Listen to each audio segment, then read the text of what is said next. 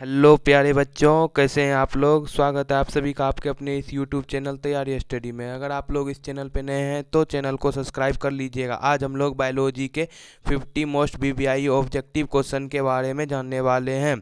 तो चलिए ज़्यादा देरी नहीं करते हुए वीडियो को शुरू करते हैं। सबसे पहला क्वेश्चन है, पुरुष प्रजनन तंत्र में शामिल है।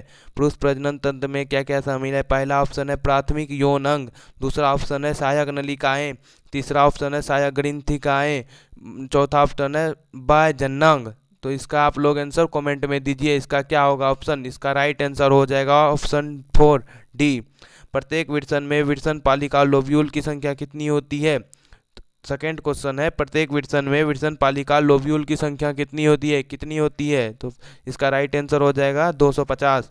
अंतराली कोशिकाएं, अंतराली कोशिकाएं हार्मोन का स्रावन करती है, उसे क्या कहते हैं। अंतराली कोशिकाएं जो हार्मोन का स्रावन करती है उसे एंड्रोजन कहते हैं।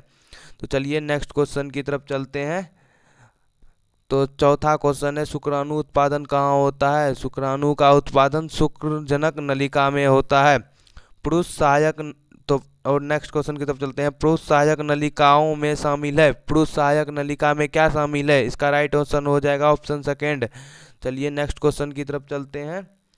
तो विरसन से, छठा क्वेश्चन है, विरसन से आरंभ होता हुआ पुरुष सहायक नलिका का सही अनुक्रम कौन सा है। तो इसका राइट आंसर हो जाएगा ऑप्शन 1। वे नलिकाएं जो विरसन से निकलकर अधिविरसन में खुलती है वे क्या हैं। इसका राइट आंसर हो जाएगा ऑप्शन 3। चलिए नेक्स्ट क्वेश्चन की तरफ चलते हैं। अगला क्वेश्चन है, प्रोस्टेट ग्रंथि क्या है। प्रोस्टेट ग्रंथि शुक्राणुओं की गतिविधि को उत्तेजित करती है। कौन सी नलिका उदर की ओर ऊपर तक जाती है एवं मूत्राशय के ऊपर लूप बनाती है। इसका राइट आंसर हो जाएगा शुक्रवाहक। अगला क्वेश्चन की तरफ चलते हैं। स्खलन वाहिका किसके द्वारा बनती है। स्खलन वाहिका शुक्रजनक नलिका से एक वाहिनी के साथ शुक्रवाहक के द्वारा बनती है। स्खलन नलिका किसमें खुलती है। स्खलन नलिका मूत्रमार्ग में खुलती है। पुरुष लिंग में सहायक नलिका का क्या कार्य होता है। पुरुष लिंग में सहायक नलिका का कार्य क्या होता है। तो पुरुष लिंग में सहायक नलिका का दो कार्य होता है, शुक्राणुओं का भंडारण और शुक्राणुओं का परिवहन। इसका राइट आंसर हो जाएगा ऑप्शन डी। चलिए नेक्स्ट क्वेश्चन की तरफ चलते हैं। तो 13 नंबर का क्वेश्चन है, निम्नलिखित में से कौन सा नर बाह्य जननांग है। तो इसका राइट आंसर हो जाएगा ऑप्शन 3 सीसन। सीसन मुंड ग्लास लिंग ढीली चोता से ढका होता है जिसे कहा जाता है। इसका राइट आंसर हो जाएगा ऑप्शन 3। चलिए नेक्स्ट क्वेश्चन की तरफ चलते हैं। 15 नंबर का क्वेश्चन है, शुक्राशय के स्राव में क्या होता है। तो शुक्राशय के स्राव में फ्रुक्टोज प्लस कुछ एंजाइम होता है। डैश का स्राव सीसन के स्नेहन में सहायक होता है। तो 16 नंबर का राइट आंसर हो जाएगा ऑप्शन बी। बच्चों ये सब जो क्वेश्चन है ये बहुत इंपॉर्टेंट है बोर्ड के लिए, आप लोग इसे ज़रूर याद कीजिएगा, ज़रूर से ज़रूर। अगला क्वेश्चन है, शुक्राणुओं को उनके विकास के दौरान किसके द्वारा पोषित किया जाता है। इसका राइट आंसर हो जाएगा 17 का राइट आंसर हो जाएगा सर्टोली कोशिकाओं के द्वारा। अधिवर्षण किन के मध्य स्थित होता है। अधिवर्षण शुक्रवाहक एवं शुक्रवाहिका के मध्य स्थित होता है।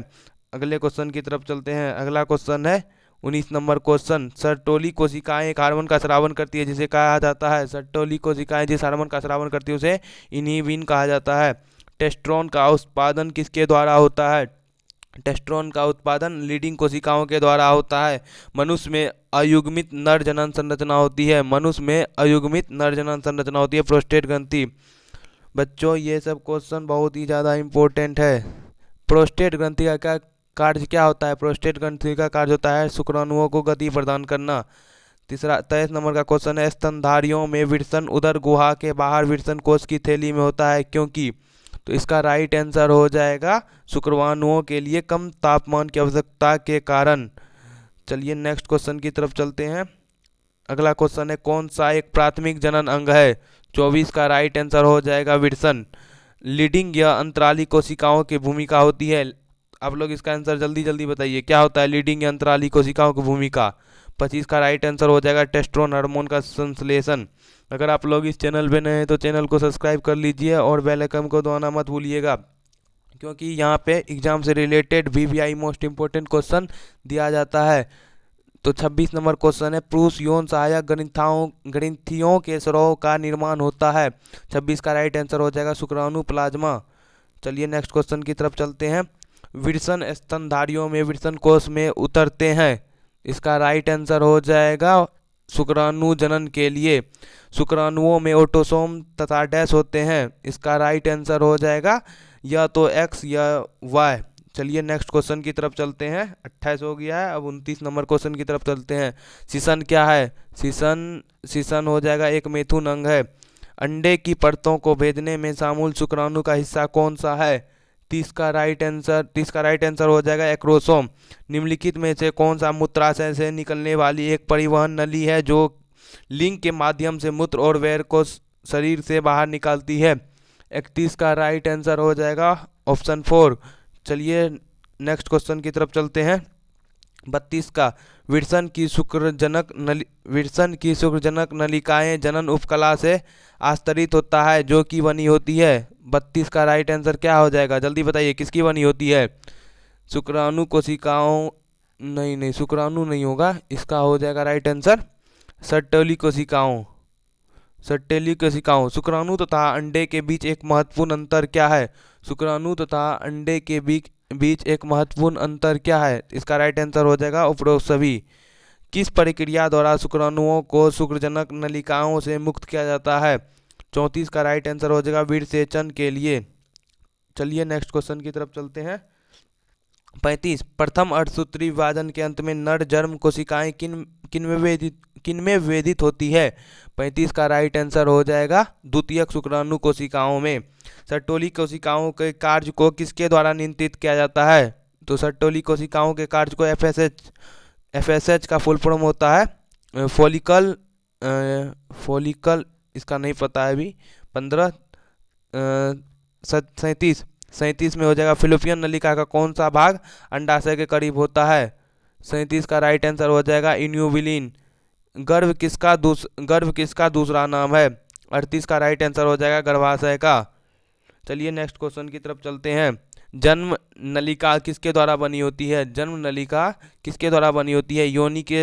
योनि के साथ ग्रीवानाल के द्वारा बनी होती है जन्म नलिका। महिला प्रजनन तंत्र में शामिल है। आप लोग इसका आंसर जल्दी बताइए, महिला प्रजनन तंत्र में क्या क्या शामिल है? इसका राइट आंसर हो जाएगा ऑप्शन 4। महिला प्रजनन तंत्र में प्राथमिक जननांग, सहायक ग्रंथियां, सहायक नलिकाएं और भारी जननांग सभी शामिल है। चलिए 41 नंबर क्वेश्चन की तरफ चलते हैं। अंडाशय का कार्य क्या है? अंडाशय का कार्य क्या है? इसका राइट आंसर हो जाएगा 4। अंडाशय का कार्य मादक युग्मक का उत्पादन और कई एस्ट्रोल हार्मोन का उत्पादन करने के लिए होता है।